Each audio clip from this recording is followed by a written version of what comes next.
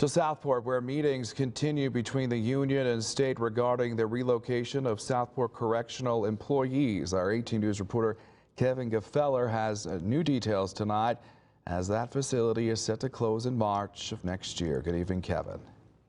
Thank you, and good evening, Zach. There were two meetings earlier today regarding the next steps in the process for Southport Correctional employees, and after speaking with an official about the situation, it is clear that families are in limbo.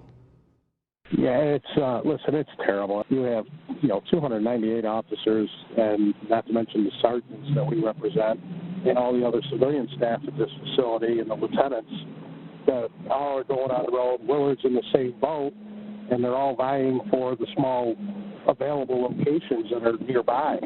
People are going to be driving an hour to 2 hours just to maintain their jobs.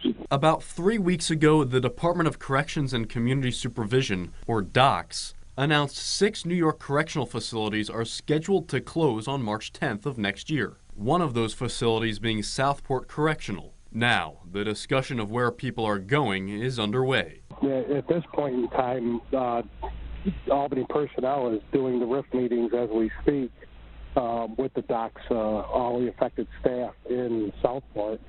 And they have no projected numbers on how many they're going to move or when they're going to move them.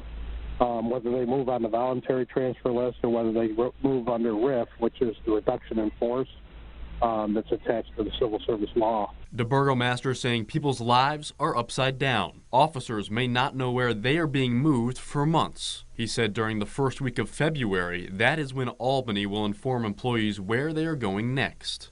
DOCS can't give set numbers to them to say, hey, we're going to move. It's not like they can walk in and say, hey, we're going to move 70 people over there. They're not telling our guys that. They're saying we don't know what the openings are right now because the openings are going to be different come March 10th. Now, the burgomaster told me earlier today that the transfer process for officers goes by total state seniority.